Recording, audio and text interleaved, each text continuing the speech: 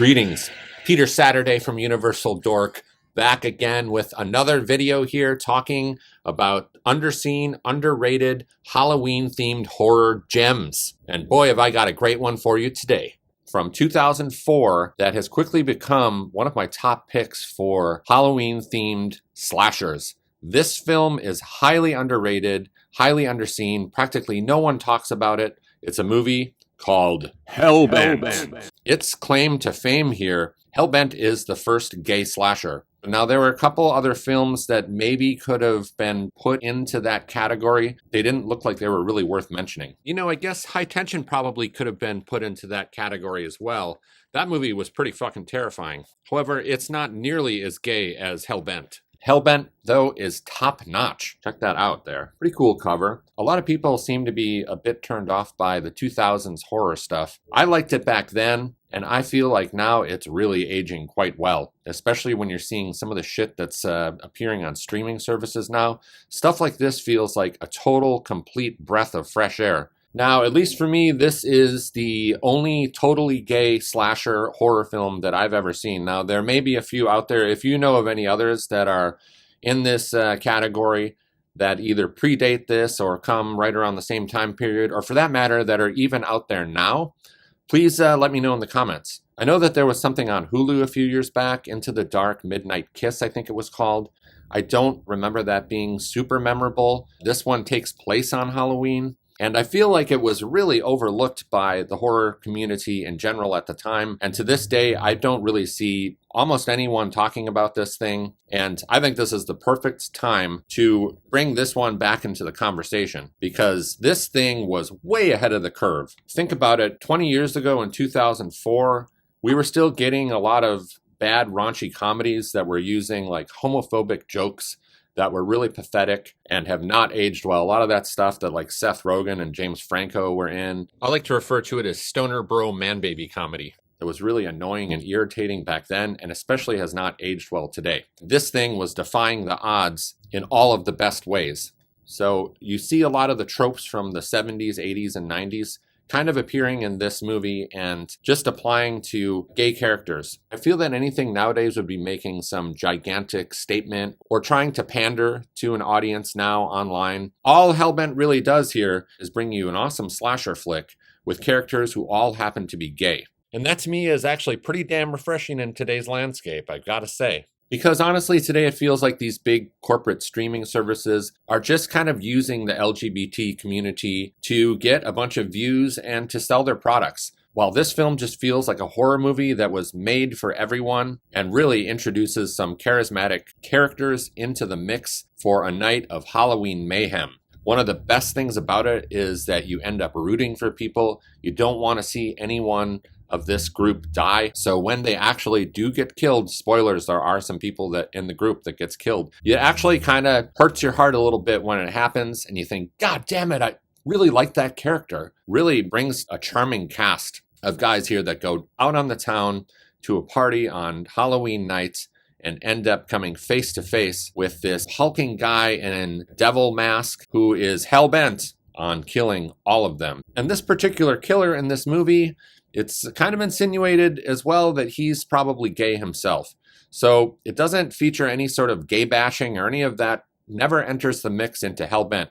It's just these guys going to a rad party and shit going down. That being said, some of the characters feel like they were maybe ripped out of a movie like American Pie at times. So there is a comedic element going on in this film, but it is not a total farce. I hear he's got a huge cock. I know he does. Take my picture?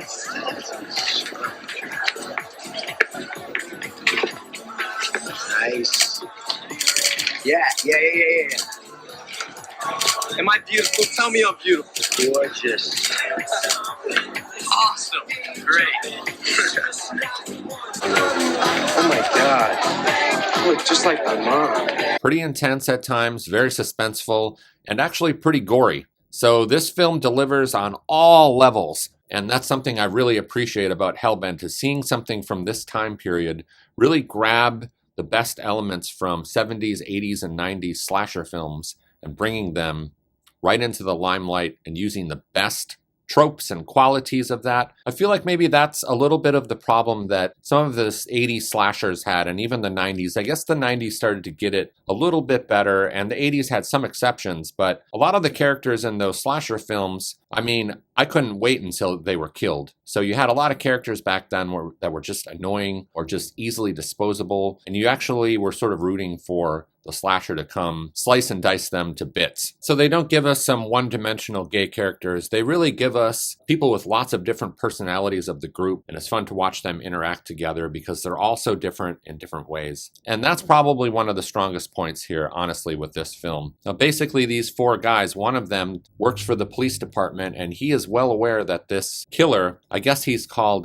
Devil Daddy. Now, this Devil Daddy character is an imposing villain here. This main character who works for the police department has foreknowledge of these killings that have been happening where this Devil Daddy character is decapitating gay men all around town. But that doesn't hold him back from having a great night on the town with his best buds, going out looking to hook up and get wasted. So they all decide to walk to this huge legendary West Hollywood Halloween carnival going on, kind of like a pride festival. And he brings his group of friends through this shortcut.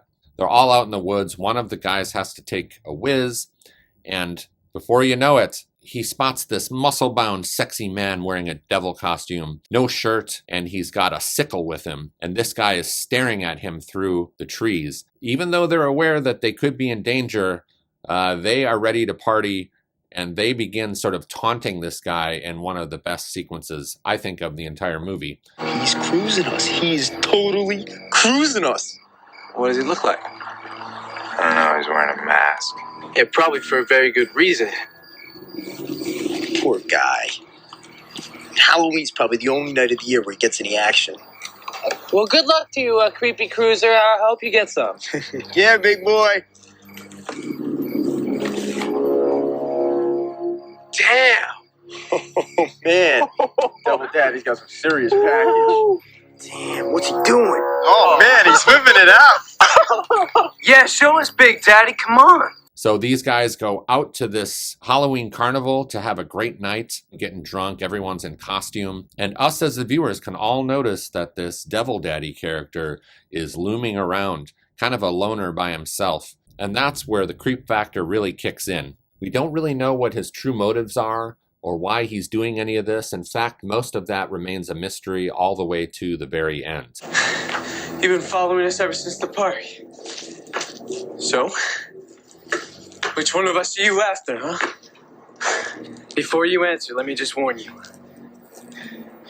I'm the only one left. But he's a pretty solid slasher Y2K 2000s era villain, and gotta appreciate that. This film has got a lot of really great atmosphere that's just oozing from each frame, because I think that this film was actually shot on a digital camera. Now, that's one of its shortcomings, I would say, is the way it was filmed. It almost looks like a shot on video, though it's not. It must have been shot on some kind of shoddy digital camera back then. So I would hope that if someone grabbed this and gave this a real proper new release, that there would still be a way to really clean this thing up and make it look as good as it really does. It really looks good. It's just the film quality here needs some sort of restoration, some sort of digital cleanup here, because if this thing was shot on film, it would have looked 10 times better. But that's a very small problem with this movie. There's a lot of films from around this time that were filmed this way that were lower budget. So these guys all kind of eventually end up going in different directions throughout the night. Some of them are out there looking to hook up, and a couple of the other ones have legitimate crushes on some other guys that they've seen around town. And there is an aspect of romance throughout this that's really well done, so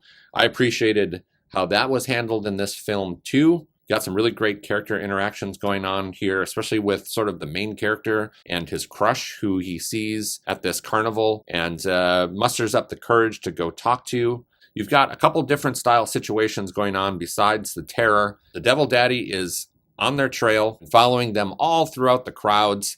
And there's a really inventive kill scene that happens smack dab in the middle of a dance party that's really inventive. Pretty disturbing. I've never really seen anything like it in another film like this. You know, I think if you're going to make a slasher, you've got to at least incorporate one super unique kill that people will never forget. And I think that this film achieves that, which I think is a success for a slasher film for sure. So this has got a few of those things going for it as well. It's really one of those movies that almost doesn't even need the horror aspect, because I like the main characters so much that I probably could have just hung out with them all night and partied. But I'm glad that it does, because Hellbent is a pretty top-notch, highly memorable slasher film. But also, the kill scenes are pretty action-packed, especially the finale. Things go off the rails. You get a great payoff in the finale. And there's also some other things going on here beneath the surface that are revealed with some of the characters that are very interesting as well. Some of the ways that they interact with each other. And the guy that works at the police department, he's got a whole backstory going on. As you can see on the cover of Hellbent, there's something going on with the eyeball here that makes for a pretty unique little plot point in the film as well. So I really can't say enough good things about fucking Hellbent. The whole film from start to finish is a total crowd pleaser. Runs about 85 minutes, so it's got a nice lean runtime. It doesn't mess around either. It goes right for the jugular right at the start, and you can tell you're in for kind of a wild ride. By the end of the film, I was certain I had just watched a 2000s Y2K era cult classic. This thing should definitely be on the table for a Blu-ray release. Highly recommend Hellbent. Just filled with lots of Halloween tricks and treats. So yeah, check out Hellbent, and I'll be back soon. I've got one more video that I want to drop before Halloween that I'm very excited about discussing some pretty cool anthology stuff that's all Halloween themed. I want to keep everything Halloween themed here because it's that time of the year. You can watch any style of horror movie any time of the year, but the Halloween themed stuff is truly special to watch during the season. So, stay spooky, and I'll see you soon.